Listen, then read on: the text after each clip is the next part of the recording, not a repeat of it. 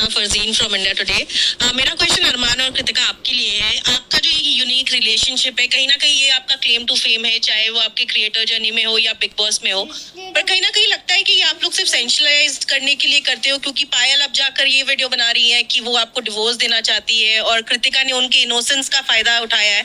तो आपको लगता है ये सिर्फ आईबॉल्स के लिए आपका ये रिलेशनशिप, रियल में आप तीनों इतने स्ट्रांग नहीं है जितना आप पोर्ट्रे करते हैं? तो मुझे लगता है इससे अच्छा तो ना मुझे भगवान के पास जाना पड़ेगा। बिग बॉस रियलिटी शो है, यहाँ पर आप कुछ भी नकली नहीं कर सकते। इतने कैमरा है यहाँ पे, मेरा गुस्सा निकलता है, मेरी गालियां निकलती है, मेरा धक्का निकलता है, हर चीज निकलती है, तो आप ये चीज नकली कैसे कर सकते हो?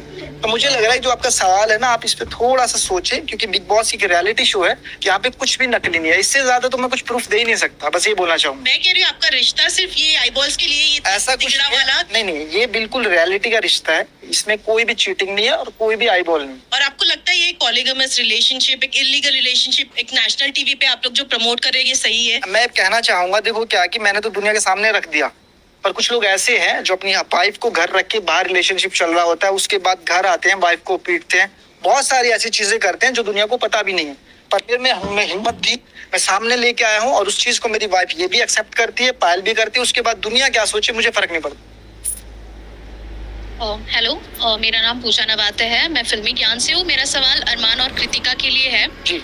आपने हर बार अपनी चीटिंग को जस्टिफाई काफी अच्छे से किया है। 7 दिन में आपको प्यार भी हो गया।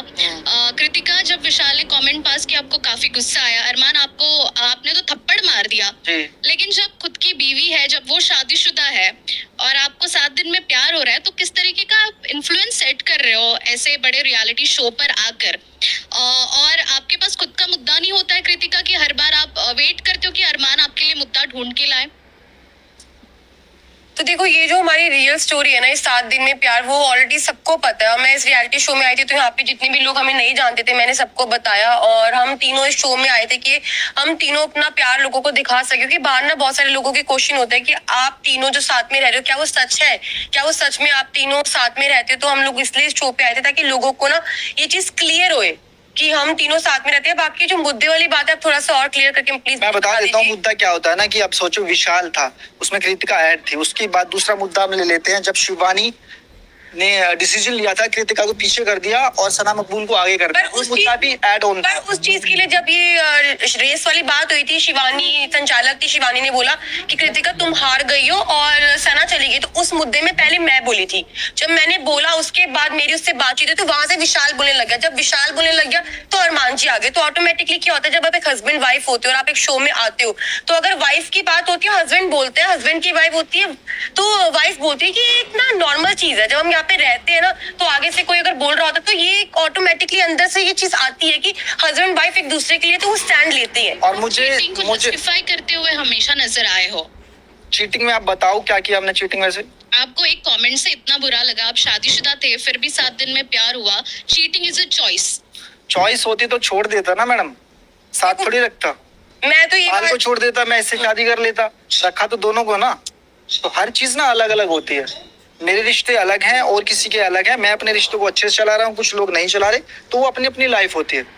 तो मेरा कहने का मतलब ये है, अगर ऐसा होता तो मैं पायल को छोड़ देता, इसको रखता, पर मैंने दोनों को रखा और दोनों को इज्जत दी, और आज जो भी कुछ कर रहा हूँ इन्हीं के लिए कर रहा हूँ। मैं सरिता फीफा फूस से। हालांकि मेरा सवाल साई केतन से है, लेकिन क्लोजिंग कमेंट, अरमान, आप लोगों को नैतिकता का पाठ पढ़ाते हैं। आपने कहा कि हम जिस थाली में खाते हैं उसमें छेद नहीं करते, फलाना ढिमाका। विशाल को आपने बहुत कुछ कहा, मगर नैतिकता का पाठ आप ना ही पढ़ाएं तो बेहतर है। एक बीवी के रहते हुए आप उस बीवी की बहन जैसे दोस्त को उसने बुलाया, आपने उससे शादी कर ली, आप जवाब दे चुके हैं। पर सिर्फ ये शब्द मैं आपको बताना चाहती थी, आप कितने भी मीठे शब्द बोल दे, गलत है कि आपने एक बीवी के रहते हुए दूसरी लड़की शादी करके आप जस्टिफाई करते हैं उसको, बार बार जस्टिफाई करते हैं कि सही मैंने रखा, मैंने ये नहीं किया, ये गलत है। आप इसका जवाब दे चुके हैं, सिर्फ ये शब्द मैं आपसे कहना चाहती थी। नमस्कार, मैं रेखा खान हूँ, नवभारत टाइम से। मेरा सवाल कृतिका से है और अरमान से है।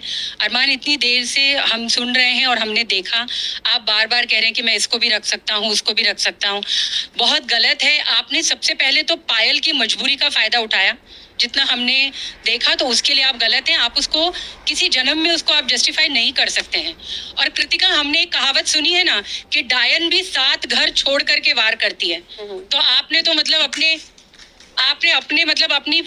जो फ्रेंड है, आपने पूरा किस्सा बयान किया कि कैसे मतलब आप कैसे करीब आई, 7 दिन में कैसे हुआ, आपने कैसे उनसे नंबर मांगा।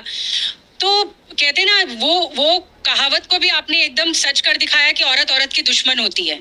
हम हमेशा इतने सालों से इस चीज को मतलब हटाना चाह रहे हैं। तो मेरा सवाल आपसे ये है कि यही सिचुएशन अगर पायल आपके साथ करती, आप अगर पहली बीवी होती और पायल इस तरह से करीब आके 1 हफ्ते के अंदर और इस तरह की चीजें करके जितना कि आप इंटरेस्ट ले लेके बता रही थी, तो फिर तो क्या आप मतलब आप बर्दाश्त करती?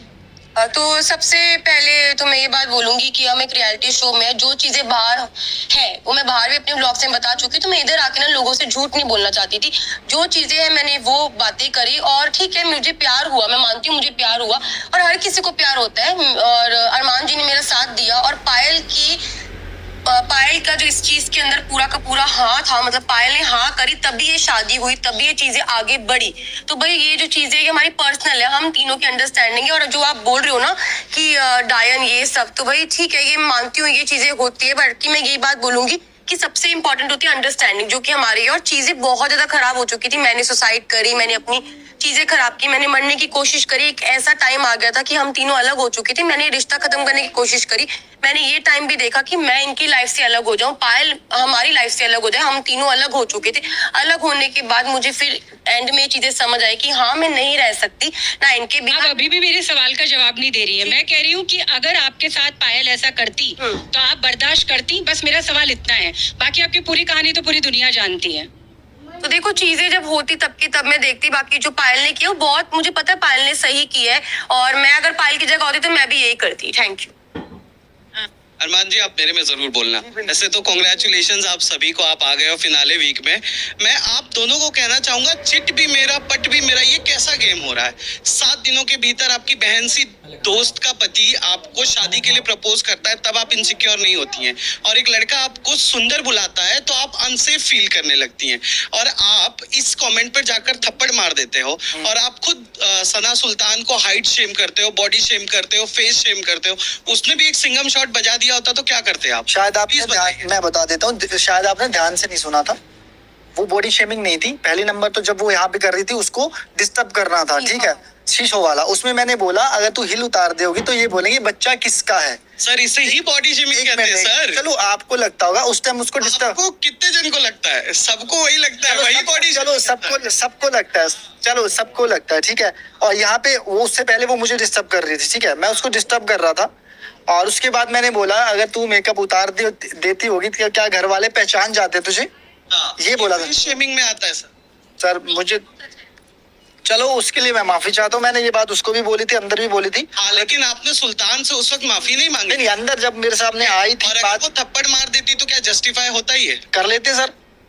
और कृतिका जी आप बताइए, आप अनसेफ फील हो गई थी एक सुंदर कह देने से? सर वो सर सुंदर एक नहीं। सेकंड, सिर्फ बात क्या हुई थी जब पायल शो पे आई थी, सेकंड वीकेंड का वार था जब अनिल सर ने बुलाया था, तो जिस तरह से वो वाक्य मेरे सामने आया कि विशाल ने जो भी मेरे बारे में बोला ना, वो बहुत ही वियर्ड चीज थी, ठीक है। वो अचानक से वो जो चीज आई कि मेरे बारे में वो लवकेश को बोल रहा है, लवकेश ने जब एक्सेप्ट किया, क्योंकि लवकेश था वो सुनने वाला, जो इंसान सुनने वाला है वही बता सकता है कि उसके साथ वाला सही है या गलत है। तो जब लवकेश ने बताया कि विशाल गलत था, तो मेरे दिमाग में विशाल के लिए जो पिक्चर थी कि मेरे यहाँ पे सब दोस्त है, सब फ्रेंड है, सब भाई है, वो एक चीज चेंज हो गई थी। तो बस वो चीज के बाद मेरे दिमाग में यही था कि मेरे जब तक इस शो में विशाल है मैं उससे बात नहीं करूंगी। और उससे पहले तो सब कुछ सही था, पर जब मेरे को इसने बताया कि ये चीज गलत थी, तो ऑब्वियसली बात है जब वो दोस्त बताएगा तो वो चीज तो गलत लगेगी ना। और बात मैं यहाँ से एक और कर देता हूँ। आपने बोला, चलो मैंने उसको बोला, उसके बाद अंदर सॉरी बोला, मैंने बॉडी शेमिंग की।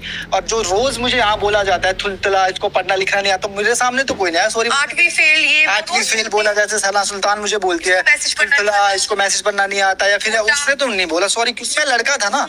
उसी पे कुछ कहना चाह रही है, बताइए जी। मैंने ना उस दिन भी मैंने अरमान जी को भी बोला था कि अरमान जी आप मुझे बोलते हो मेरी पावर है वो लेने की, आपको मैं बोलती हूँ आप वो अंदर ले सकते हो, वो लड़की वैसी नहीं है, शी कुडंट टेक इट। तो आई थिंक मैंने सना सुल्तान को भी ये समझाया था कि अरमान जी है वो बोलते रहते हैं, छोड़ ना तो इसको इतना सीरियस मत ले, बट वो लड़की वैसी थी, यू नो, उसकी वो लेने वाली क्षमता एक होती है ना कि कोई किसको कितना भी नीचे गिराए, वो लड़की वैसी नहीं थी। तो मैंने दोनों तरफ समझाने की कोशिश की, मैंने इनको भी बोला था।